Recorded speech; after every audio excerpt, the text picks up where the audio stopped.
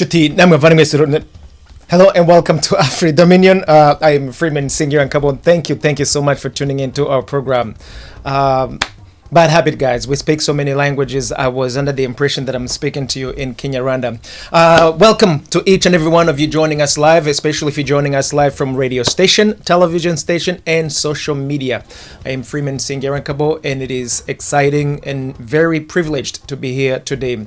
And for those of you joining us live for the very first time, I'd like to give you a warm welcome and asking you that you come and make yourself comfortable. And with all that in mind, do not forget to share this conversation, subscribe, and even get our contact information.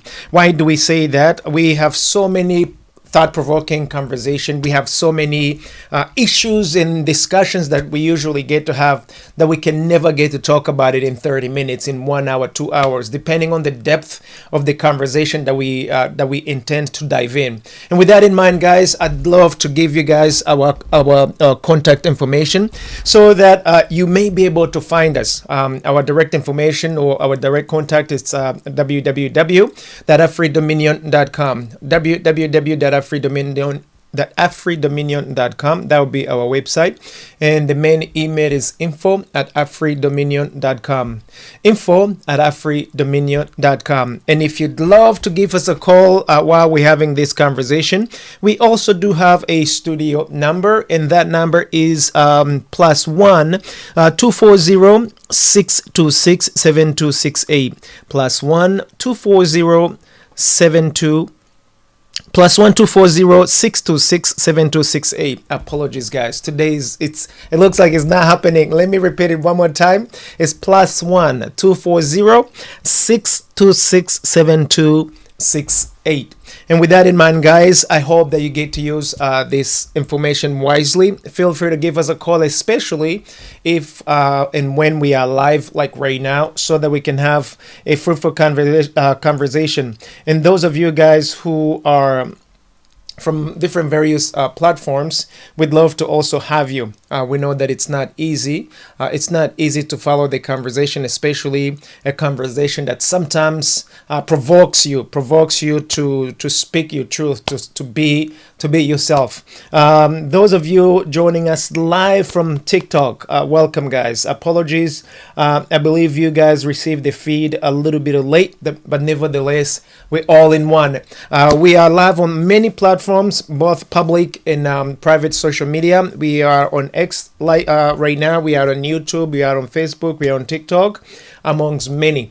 Those of you guys who would love to join the conversation, I say welcome with open arms, and let's get right into it. So, guys, today we have one of those conversations. Like I said, that is thought-provoking, or thought-provoking.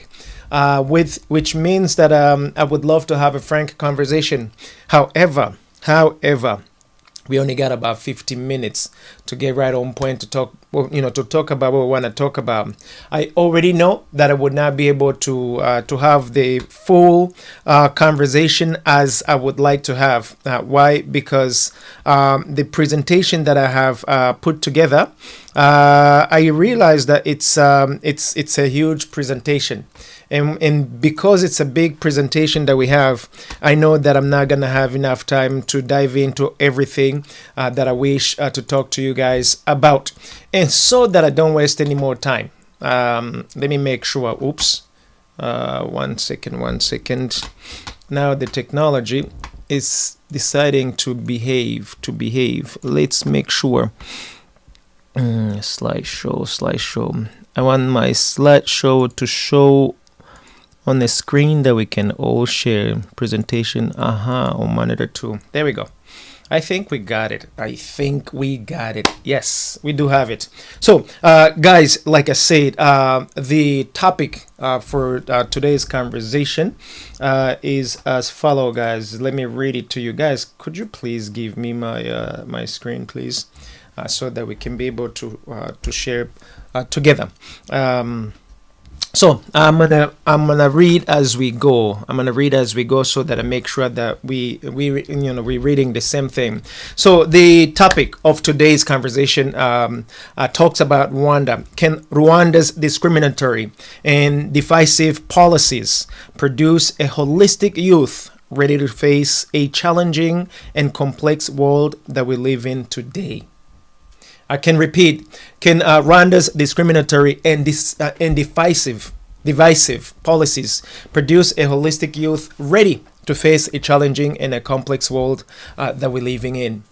Why, guys? Why am I talking about this today?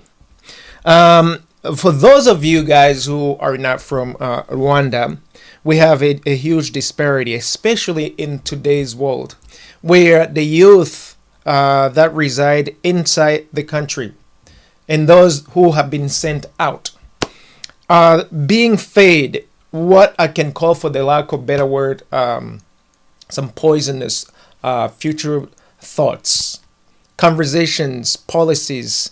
They're being educated in a way that I believe will literally destroy the nation, because we have so much hate that shows on social medias, so much hate that is promoted on a radio station, on television station.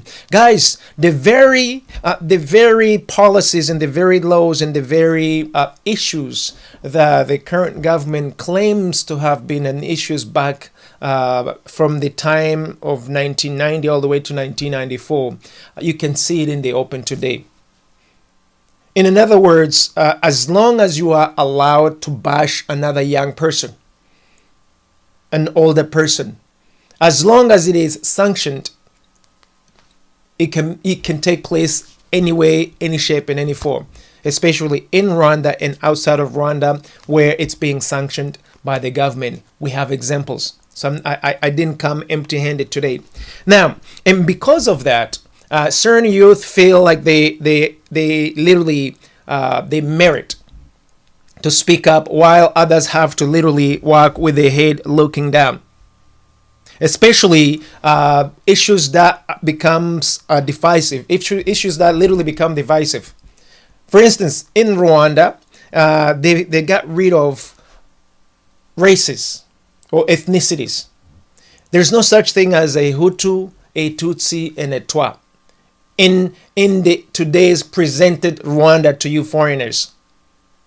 But amongst Rwandese people, those ethnicities, those changes in who a person is, those trade lines, the res card, it is well in the life for these past 30 years.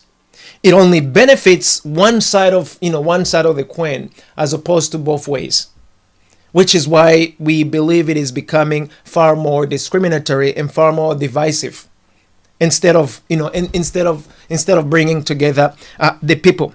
So moving on to the next one. Oh man, guys. So there are few talking points that I literally want to talk to you guys about today, and I want to make sure that we can get right through them quickly, especially given that I don't have a lot of time. I only have 40 minutes left, and I know that all these talking points we are not going to be able to bring it all to you guys, but I will do my very best. I can promise you that. Un momento, por favor. Un momento. Munyihanganire gato. Please give me just a few seconds here. Let me. Okay. I am. Sorry, guys. So sorry. 60. Where are you? I was looking for a little bit of help here. However, it seems like there's something that's not working based on what I want, but I think we will get it eventually. Okay. I am working as quickly as I can, so bear with me, so that I may be able to to get where I want to be. And then we'll do the dance quickly. Give me another 30 seconds. I think I should be good in 30 seconds. Yes. Okay. Okay. I think now I can see my screen properly. Okay, so guys, let's dive into it. Let's dive in it. Oh, and before I get started, they're reminding me to say hello to all of you guys, especially those of you guys joining us live on social media, because we know on social media we can actually exchange in real time. Any social media platform that you are on, especially the ones that I have mentioned publicly, I can see all of you guys on my screens here in front of me. So let me say hello to John. Let me say hello to Gisa. Let me say hello to Lily. Let me say hello to Josiane. I see you, Barbara. I see you, Isimbi. Hello to Lily, number 2 on YouTube. And I see you, Queen. Hi, Queen. Hi, Johnny. Hi, Johnny. I greet you, Johnny. And I also see you, Diesel. I see you, Van Dam, as well. How are you? All of you who are following us live, I want to greet you guys. I want to greet you and also thank you, because you have so many other places that you could be, but you have chosen to hang out with with me today. And that is really humbling. And I promise you, we are going to use this time very wisely so that we can get right on point, especially given that I have so much to share with you guys. So hello to every single one of you guys on social medias, and those of you on radio or television. Feel free to jump on your phone so that we can talk about this quickly. So my 5 talking points. The first one is ethnic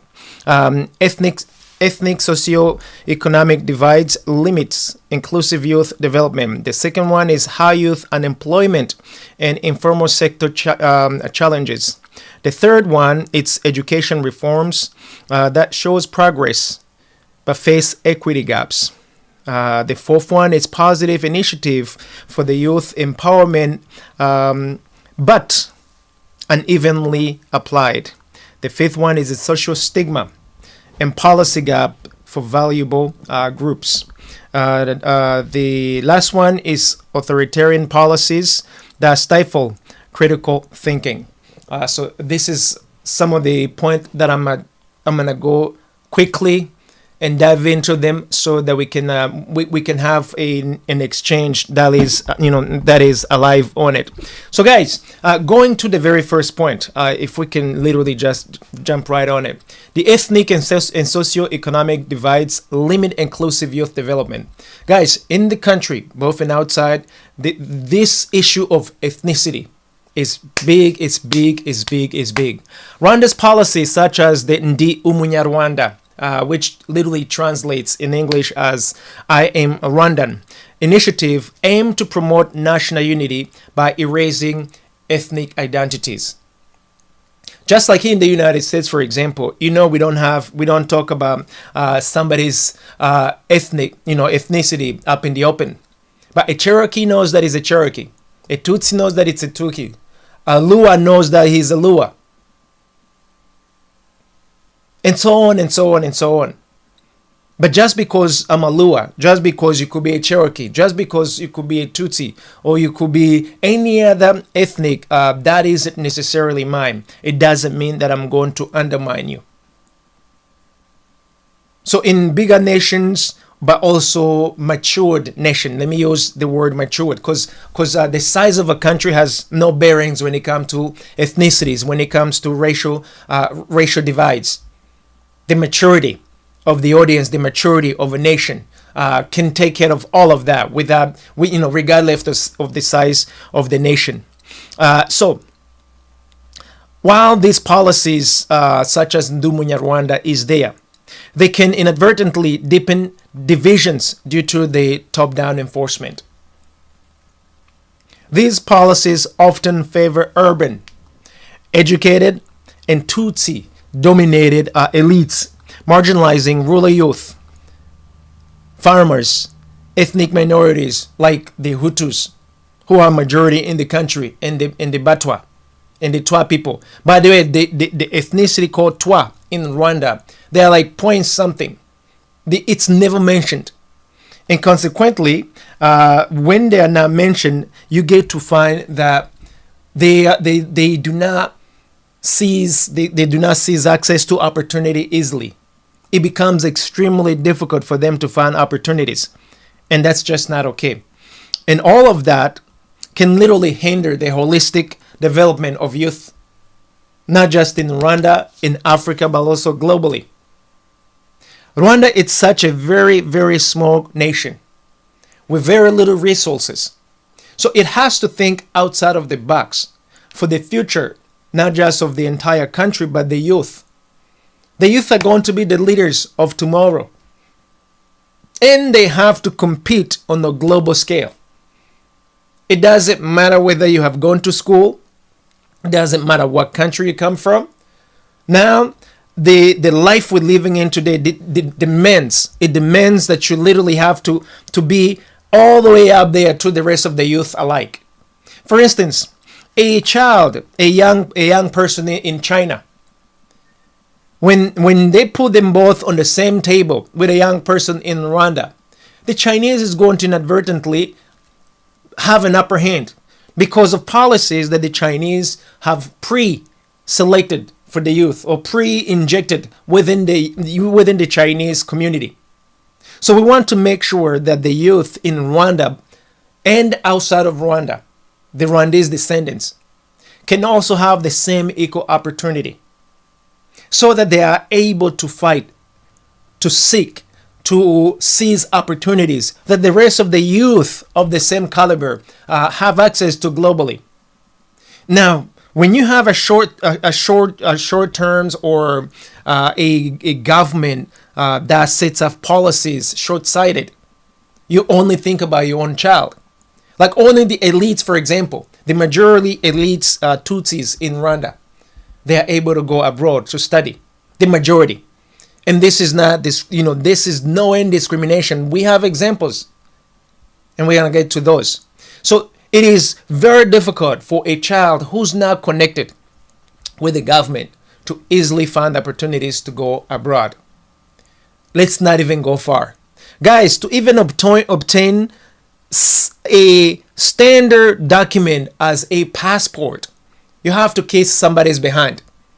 You have to be in the circle of those who can have that piece of paper when it's supposed to be a right for every single Rwandese student, every single Rwandese youth, every single citizen of the entire country. And consequently, only the elites, only those who can connect, only those who sing the same song that the narrative and the government wants them to sing can actually advance, can actually have those opportunities. These policies, while they supposed to do one thing openly, beyond or behind the closet, behind the curtains, they literally do something else completely different. For these past 30 years, the people, especially Rwandese citizens, they know that it doesn't work, but they cannot speak publicly against it because the government narrative is, hey, Ndi Munyarwanda, you have to literally abide by that. Anything beyond that, it can land you to jail. It can make you become an enemy of the state. There are young people who are literally being persecuted today for different stands, for the different opinions that they have. And you imagine the minute you step outside of Rwanda, guys, when you're looking at the world, when you literally have a world map in front of you, you can barely see where Rwanda is. But just because it's a little dot, it doesn't mean that it doesn't have its own people who are equally smart, just like the rest of these young people across the globe. But the government and the initiative and the policies that they have do not allow these young people to literally excel and be free thinkers so that they can compete with the rest of the global youth. Guys, let me put it to you. I submit to you. A young person from Australia, a young person from the United States, a young person from the UK, or any one of these developed nations, same age. If you bring another younger person of the same age from Rwanda, they are going to perform differently. Not just the elites. The elites may literally go toe to toe, because a lot of these elites are young people. They go into the same school with all these other rich children from other elites nations. We're talking about a regular child, a regular young people, a regular younger person who doesn't have any connection. Because let's face it, why should you have to sell yourself? Why should you have to be an extraordinary citizen to have the same rights afforded to all these elites by the Constitution? These rights are supposed to be for all the citizens of Rwanda, but yet they are very discriminative in the way they are given to these young people. Let's go to the example, because I told you I want to make sure that we do not just speculate. Guys, pull up the ethnic and socioeconomic divides limit examples. These are verifiable examples, not my own examples. The BTI of 2024 report, Rwanda Country Report, notes that the economic disparities overlap with ethnic and urban-rural divides, causing frustration among youth in the informal sector and subsistence farmers. It highlights that the government's elite is predominantly Tutsi, fostering perceptions of exclusion among other groups. Guys, this is something completely prepared by non-Rwandese people. Meaning the person who worked on it was neither a Tutsi, a Hutu, or a Twa. These are three ethnic groups within Rwanda. They were completely none of those groups from within. The Committee on the Elimination of Racial Discrimination of 2016 emphasized the need for affirmative measures for the Batwa. The Batwa, these are Twa people. This is the fraction of the people within Rwanda who are barely mentioned anywhere. They have little power. They have little political power. They have little financial power or economic power. And socially, they are also literally behind everybody. So they all get to be bundled in together. Now, the Hutus, ever since the genocide of Rwanda, every Hutu child, every Hutu youth is also marginalized because of the sins of the grandparents, great-great-grandparents, or maybe their parents as well. But what's not spoken is that these sins from the past, they are affecting their livelihood of today, and consequently, whom they become tomorrow. And this is tragic, because the very parents who are literally right now ruling the country, they cannot see a tomorrow nation that doesn't include them. They are aging, which means their children and their grandchildren have to compete on the global level, not just the country as is. And you know, as a nation, you are going to have to find the brightest of the brightest to compete on the global scale. You may hate a person from one ethnic group, or you may not care for them, but if they are gifted, you can't fight with that. You cannot teach a gift. You can go to all kinds of fancy schools, but if you are naturally bright and the other person is naturally dull in that specific subject matter, you will not put them on the same table and perform the same. And unfortunately, we have short thinkers, showman, like we have people in leadership who are literally short-term thinkers, short minds, if I may put it that way. Not in the ways of insulting you, not at all, but simply seeing the nation and what it needs to be and the capacity building that it's giving to the youth. There's no way you can you can put forth your children, give them the best education, when the brightest of the brightest, those who are naturally gifted, are not given the same opportunity. And you expect that the country is going to literally compete on a global level. It's just not possible.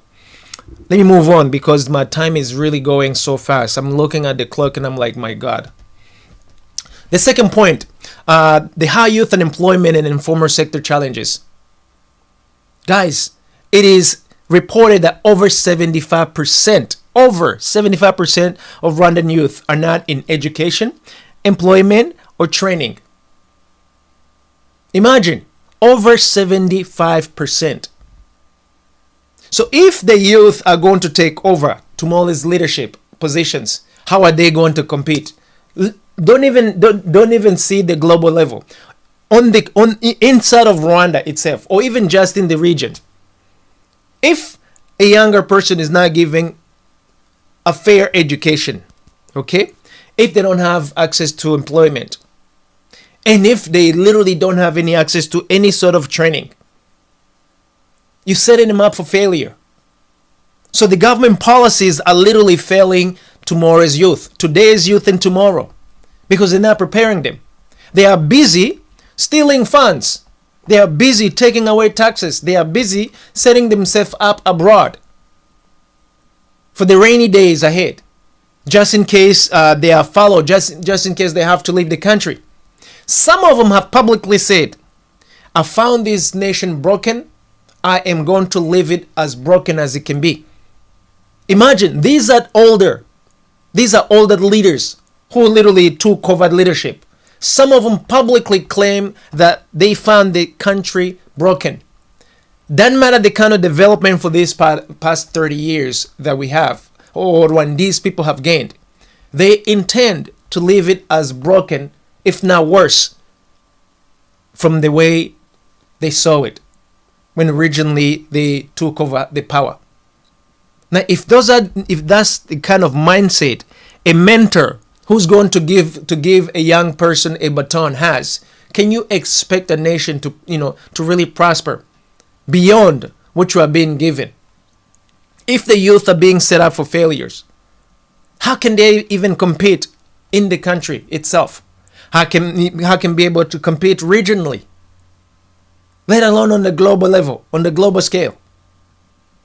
Guys, I keep on talking about modern slavery. We have our own leaders, our own people enslaving us, maintaining the slavery policies of the colonizers.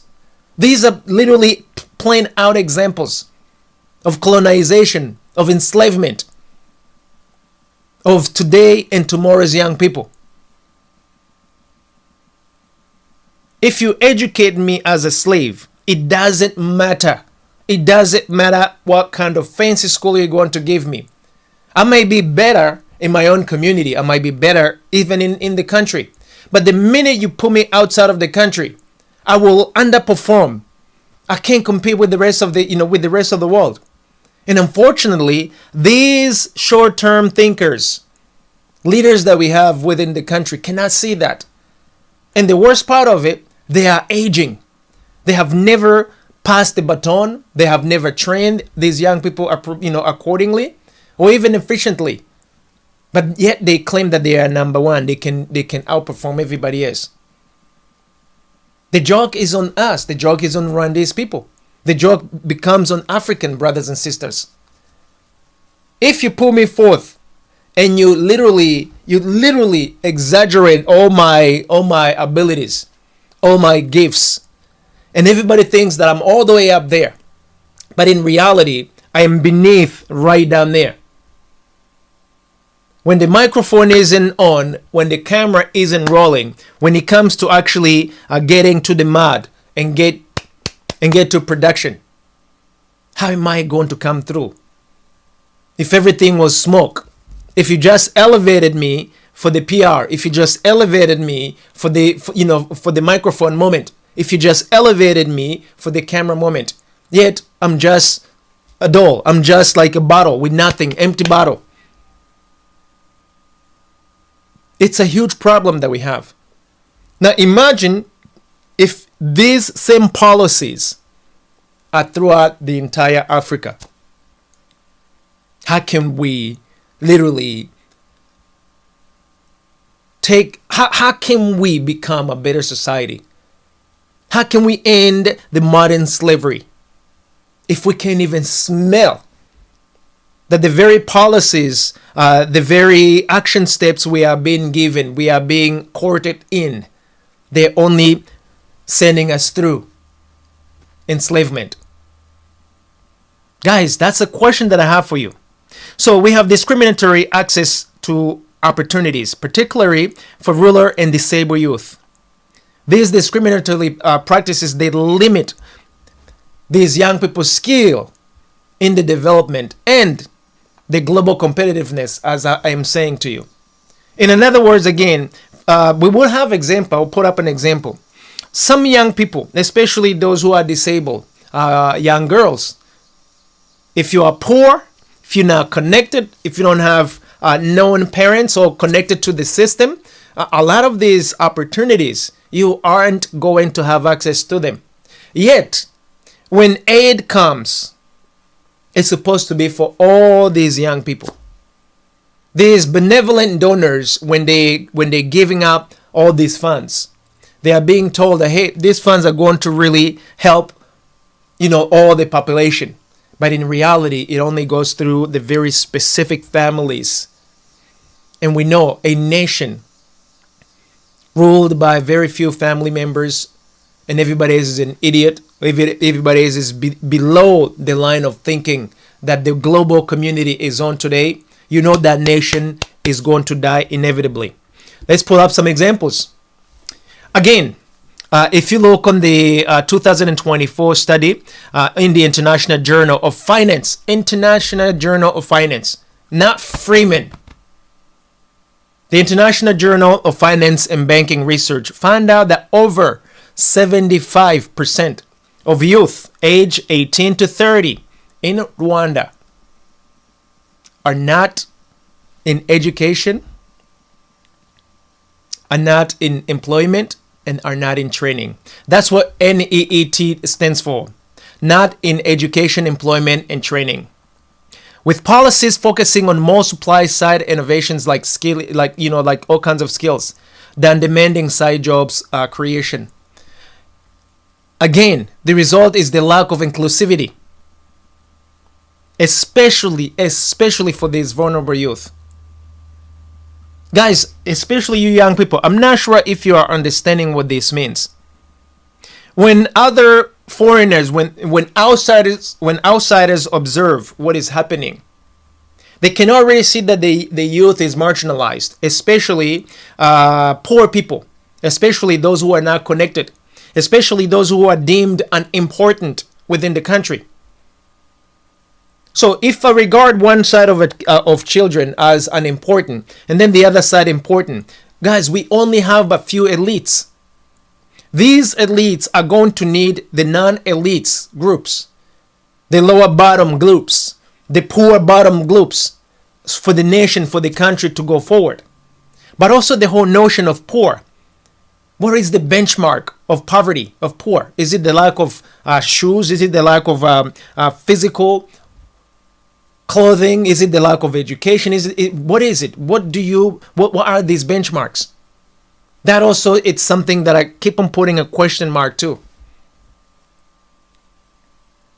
The second, the Disability Right Fund of 2018 reported that 42% of youth are unemployed or underemployed, with youth with disability facing the higher unemployment. Meaning, as soon as they see that you have some sort of disability, especially if it's very visual, you are immediately discriminated, but they are very sleek about it. Why should you lose opportunity because you have some sort of disability? That is discrimination, guys. But discrimination in disguise. They can give you all kinds of other reasons as to why you're not accessing this opportunity, but we know better. Literacy and social stigma becomes a huge issue for these young people with disability with them. Girls, oftentimes they become marginalized. But imagine you are a poor girl and also disabled. We are not even seeing you as a society. But none of these things can be literally presented in Visit Rwanda report, for example. None of these things can be put on television and say, hey, by the way, this is beyond the curtains how our youth are living today. Now you can imagine and reason as to why these young people, they want to get out of the country. While there is a claim that there is opportunity, but there are no opportunities being afforded to them. The opportunities are only limited to the elites. But the rest of these 75% of youth, they're fighting for the crumbs of the opportunity left. And we all know there is so little opportunity compared to the entire 75% of the youth in the country. And it's crazy. We also have the education reform, the gap. So the education reform, it shows that there is a progress, but it faces a huge equity gap. Now, also, Rwanda has made some stride. They absolutely have made progress in education access. Education access, guys. Listen to my words. There has been an education access, primarily in school enrollment.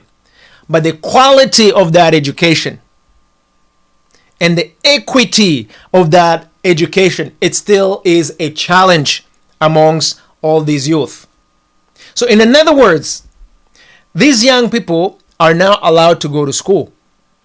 But if you have been allowed to go to a school that doesn't have the tools that you need to study, to learn, what good is it you reporting in to go to a classroom, but the teacher is unequipped to teach you?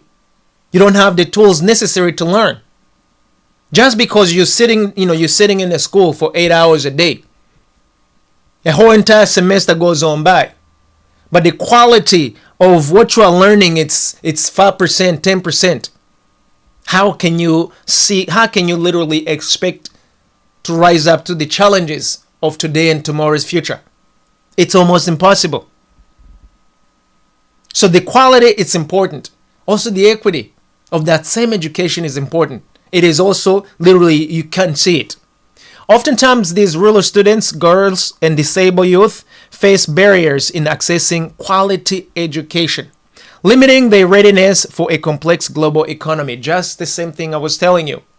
Guys, this is not personally my report. This is a report from outsiders who have observed what is happening. And I'm communicating to you young people that you have to be, you have to understand what this means for your lives today, tomorrow, and down the line a few years ahead. You will not remain a younger person forever. We are all aging every single day.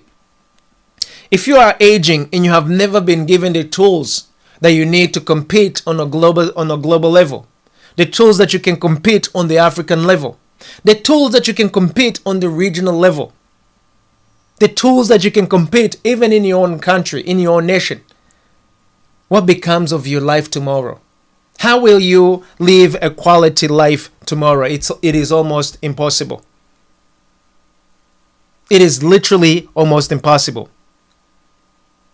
So there are many programs that they have set up to remedy these issues, but these programs are not just pulling out the results that are desired. So programs like the Remedial Education and Skills Lab are promising but not universally inclusive. Let's see why.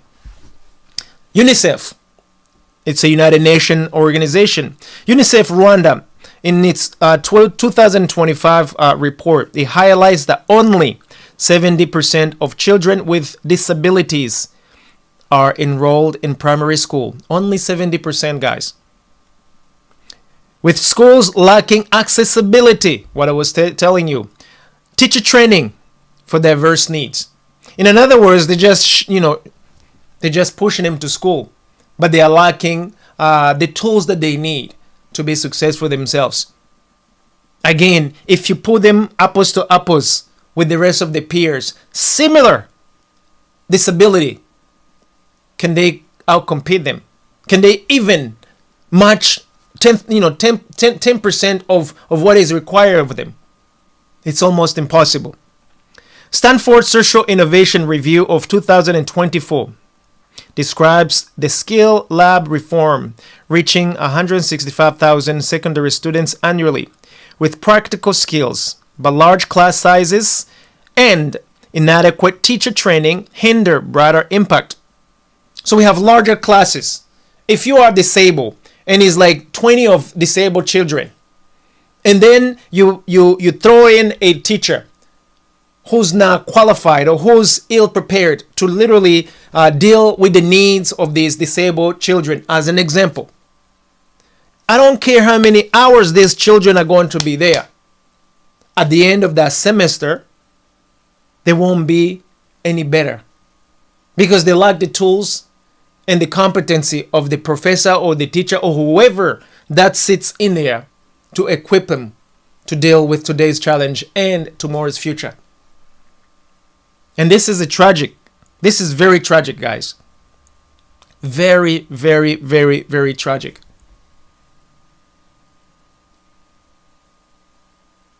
When I see this, it makes me question so much,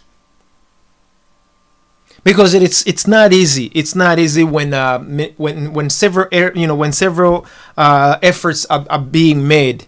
However, these efforts are not yielding the fruits that they supposed to yield. Let's move on to the next point, guys. Oh, they're telling me I don't have enough time left. 8 minutes, okay. Positive initiative for youth employment exists but are unevenly applied. Programs like Youth Connect, guys, you have heard of Youth Connect in Rwanda, and Akazi, Kanoze, aim to empower youth through skills training and entrepreneurship, but their reach is limited, particularly for marginalized groups.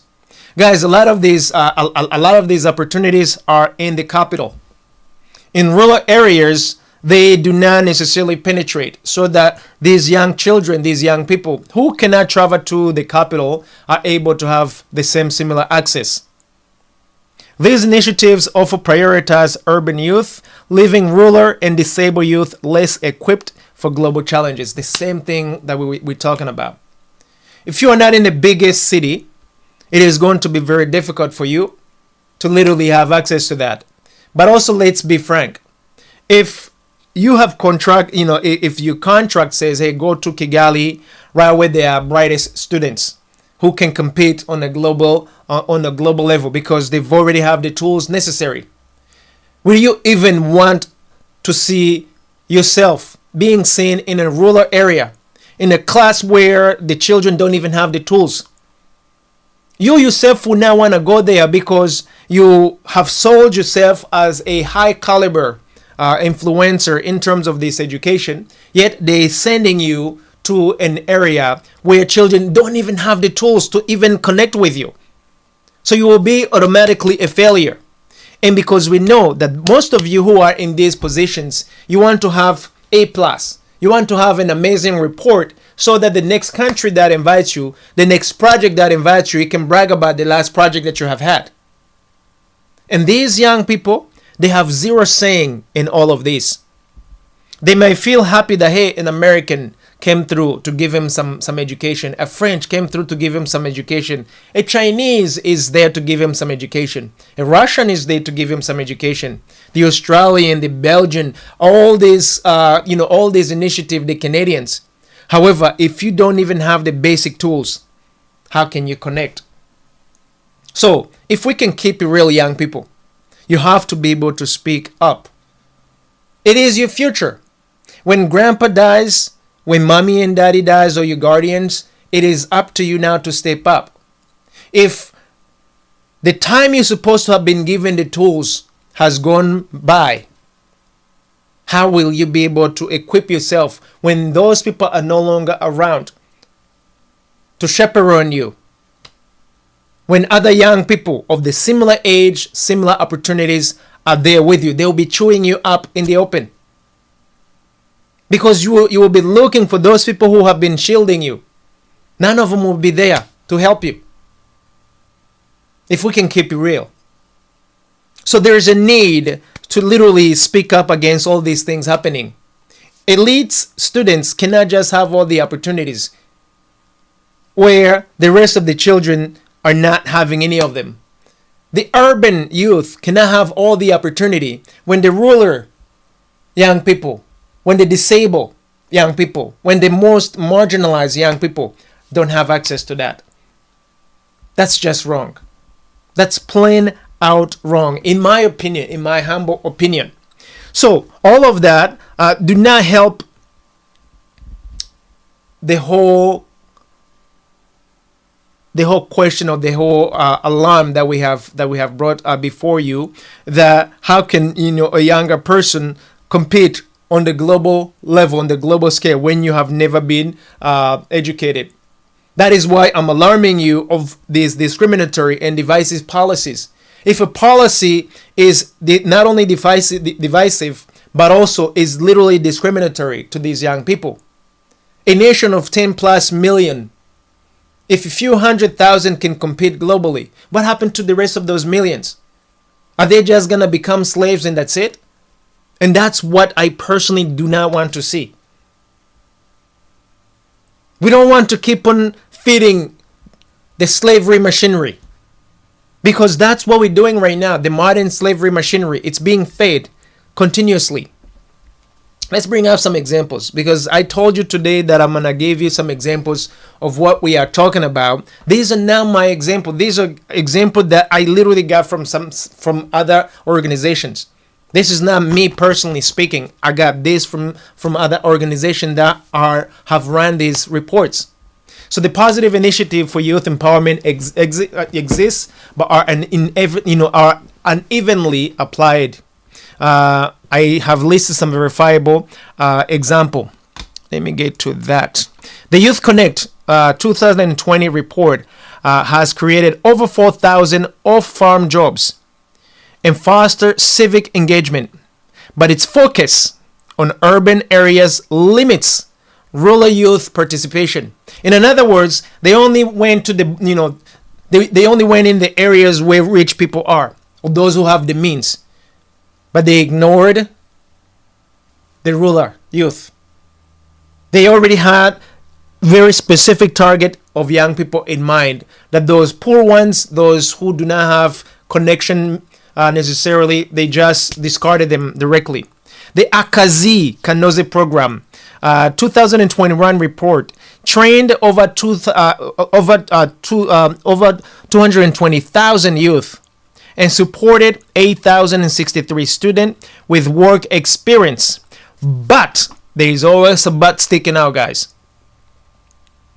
Its impact is concentrated in urban center like Kigali, just like I said, with less reach in rural district. Of course, a child in Kigali, it's the capital, it's the nation's capital, will easily have access to these, to all these tools. But what happened to the kid all up in Kinigi, in the western Rwanda? What happened to the kid far on the borders, far east, where things are not happening, just like in the capital? These young people are going to be marginalized. So imagine you think that you're doing good for your own children, but there is now the whole global youth that you have to worry about. You bring a child from China, similar age, similar opportunity. You bring another kid from the rural district. How are they going to compete on the opportunities that the global stage is offering them?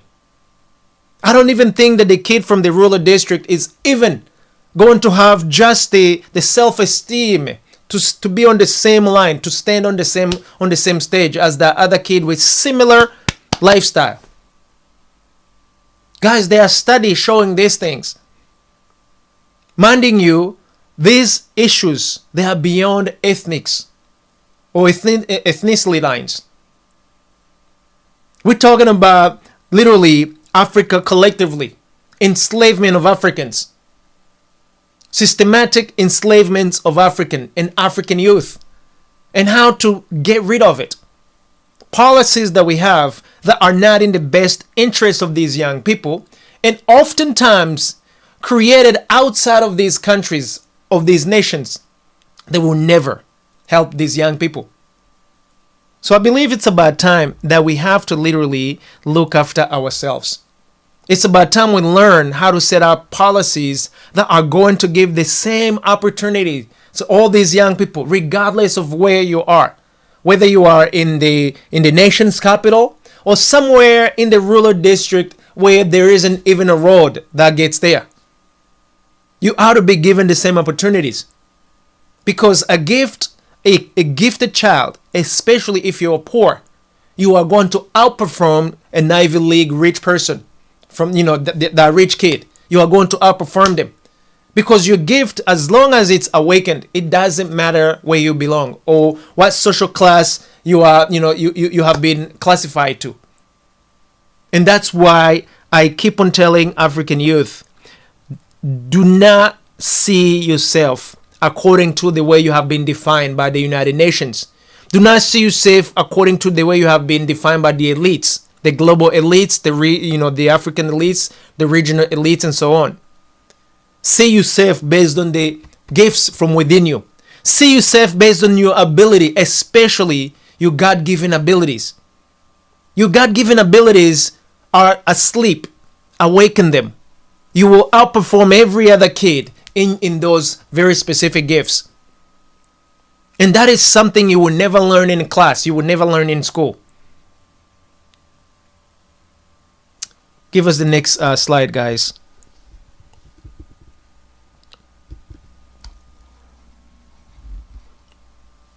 Oh, I'm being told that I only have a couple minutes. My goodness. Okay, guys. I knew it. Okay, so because I'm not gonna be able to finish all that I wanted to say to you, I have two more important points that I didn't get to discuss: the social stigma and policy gaps for the vulnerable groups. That stigma is huge, guys, but also the authoritarian policies that stifle the critical thinking. Those two critical points that I wanted to discuss. I want to be respectful of the airtime that they have given me. I'm gonna talk about them later, but not today. But I invite you to literally scrutinize your own lives, young people.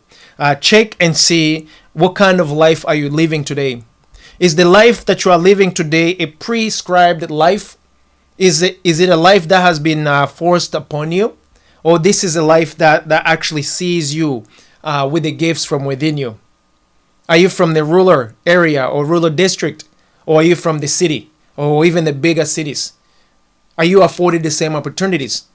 Do you know that there will be a time where you have to literally compete with a child, with another youth of the same age from the United States, from China, from Russia, from France? Same opportunities. So how will you perform if you don't even have the tools to get you ready? Start thinking outside of the box, young people. This is beyond race, from just Rwanda. This is beyond just you as being an African. This has so much to do with the growth as a people, as human beings. But also it has so much to do with decolonizing our minds and taking back our royalty as kings and queens of Africa. I know most of you don't understand what I'm referring to, but eventually you're going to have to. Which is why I want to keep on singing these songs until, my brothers and sisters, you get this. So guys, let me be out of here. Please, before I go, I invite you to check in with us. Give us a call. Send us a message. It could be a Telegram message. It could be a WhatsApp message, or just shoot us a text message. Please, guys, put the phone number there right quick. I can read it, and give him the email as well, and then we go. So if you want to reach out to us, you can Telegram us, you can WhatsApp us. The number is +1 240 626 7268, +1 240 626 7268. That's our studio number. If any one of you want to get in touch with us, you will be able to get it, you'll be able to reach out to us right after this or any other time. Our main email is info@afridominion.com, info@afridominion.com. And our main website is www.afridominion.com, www.afridominion.com. And with that in mind, guys, allow me to go, as we have another program that's literally being rolled in right now, especially especially that we are on air, on television and radio station, as well as social media. So I want to be respectful for others who have a program to lead. But I promise you, this conversation, it's going to continue. Even though it's not today, but we are going to continue and also have an opportunity to close, to have a closure, and also have some recommendation about what we can do to really further ourselves, to make sure that we secure ourselves. Guys, thank you so very much for the opportunity you have given me to be with you today. I'm Freeman Singer and Kabo here at AfriDominion. Allow me to wish you a beautiful day if you are on our time zone. Have a beautiful evening if you've gone to bed, and a good morning to you all who are just waking up. Until I see you again, peace for now.